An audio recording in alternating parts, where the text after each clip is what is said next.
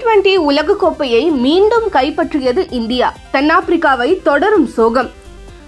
America மற்றும் west இண்டீஸில் 9வது ICC T20 உலகக்கோப்பை தொடர் நடைபெற்று வந்தது. உலக கிரிக்கெட் ரசிகர்களால் ஆவலுடன் எதிர்பார்த்து கொண்டிருந்த உலகக்கோப்பை இறுதிப் போட்டி பார்படாஸின் பிரிட்ஜ்டவுனில் உள்ள கென்சிங்டன் ஓவல் மைதானத்தில் நடைபெற்றது.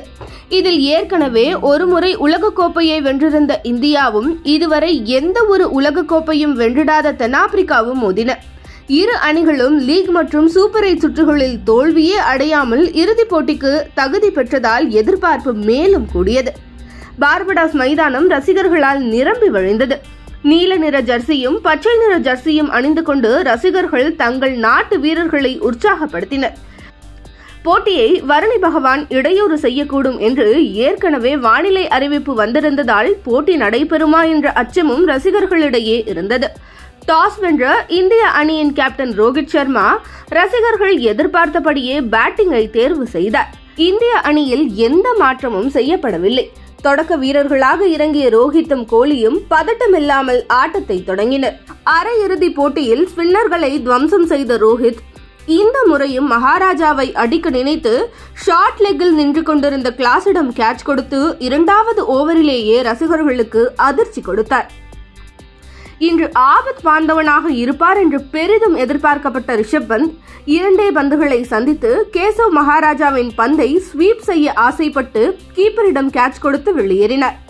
அடுத்து இந்த தொடர் முழுவதும் சீரான ஆட்டத்தை வெளிப்படுத்தி வந்த ஸ்கை சூரியகுமார் யாதவ் தான் இன்று இந்தியாவை கரை சேர்ப்பார் என்று சொல்லிக் கொண்டிருக்கும் போதே ரபாடா பந்தை சிக்ஸருக்கு விரட்ட கிளாசன் அதை கிளாஸாக கேட்ச் பிடித்தார். 39 ரன்களுக்கு 3 விக்கெட்டுகளை இழந்து இந்தியா பரிதாபமான நிலையில் இருந்தபோது யாரும் எதிர்பார்க்காத வகையில் அக்சர் பட்டேலை இறக்கி தென்னாப்பிரிக்காவின் வியூகத்தை சீர்குலைத்தார் ரோஹித். அக்சர் கோலி ஜோடி பதட்டமில்லாமல் நிதானமாக விளையாடியது. ஒரு புறம் சிக்சர்களை அக்சர் பறக்கவிட மறுமுனையில் கோலி அவருக்கு தோள் கொடுக்கும் விதமாக நிதானமாக விளையாடி தொடரின் முதல் அரை சதத்தை பூர்த்தி செய்தார்.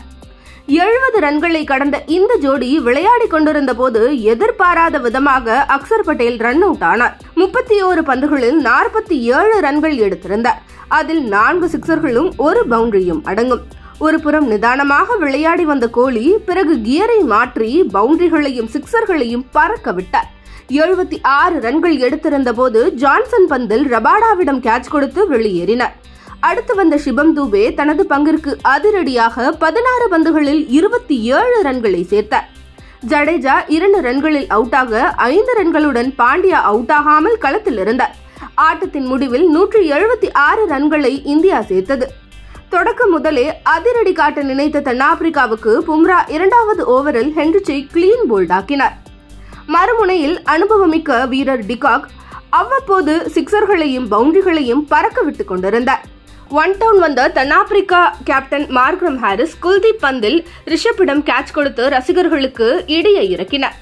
அடுத்து ஸ்டப்ஸ் வந்ததிலிருந்தே ஸ்பின்னர்களை டார்கெட் செய்து பவுண்டரிகளை விரட்டி இந்திய ரசிகர்களின் உற்சாகத்தை குறைத்தார். 9வது ஓவரில் அக்சர் பட்டேல் வீசிய பந்தை ரிவர்ஸ் ஸ்பின் ஆட நினைத்து போல்டாகி வெளியேறினார். அடுத்து வந்த கிளாசன் ஏற்கனவே IPL போட்டிகளில் இந்திய வீரர்களின் பந்தை சந்தித்த அனுபவம் உள்ளதால் சிக்ஸரும் பவுண்டரிகளுமாக அடித்து இனி அவ்வளவுதான் இந்தியா என்ற நிலைக்கு ஆட்டத்தின் போக்கை மாற்றினார். அக்சர் பட்டேல் வீசிய ஒரே ஓவரில் 2 சிக்ஸர் 2 பவுண்டரிகள் அடித்து 24 ரன்களை சேர்த்தார். அக்சருக்கு கிளாஸ் எடுத்தார் கிளாசன்.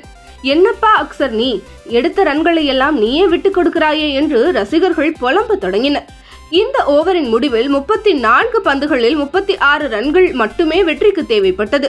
சரி, எல்லாம் முடிந்துவிட்டது, டிவியை ஆஃப் செய்துவிட்டு வேலையை பார்க்கலாம் என்று நினைத்த போது ரோஹித் பாண்டியாவை பந்து வீச அழைத்தார். அதற்கு கைமேல் பலனும் கிடைத்தது.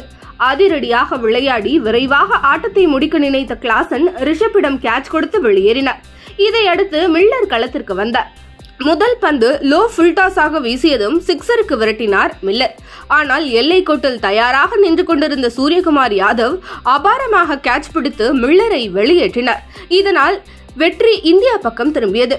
கடைசி ஓவரில் 8 ரன்களை மட்டுமே எடுத்து 169 ரன் எடுத்து தோல்வி அடைந்தது தென்னாப்பிரிக்கா. கடந்த 1998 சாம்பியன் டிராபி வென்ற தென்னாப்பிரிக்கா 32 ஆண்டுகளுக்கு பின் உலகக்கோப்பை ஃபைனலுக்கு முதல் முறையாக முன்னேறி தென்னாப்பிரிக்கா கோப்பையுடன் திரும்பும் என்று எதிர்பார்த்த அந்நாட்டு ரசிகர்களுக்கு மீண்டும் சோகத்தை ஏற்படுத்தியுள்ளது. இந்திய அணி ஐசிசி தொடரில் கடைசியாக 2013 சாம்பியன்ஸ் டிராபி வென்றது. அதன்பின் 2014 T20 உலகக்கோப்பை ஃபைனல், 2023 50 ஓவர் உலகக்கோப்பை ஃபைனல், இருமுறை உலக டெஸ்ட் சாம்பியன்ஷிப் ஃபைனலில் தோற்றது.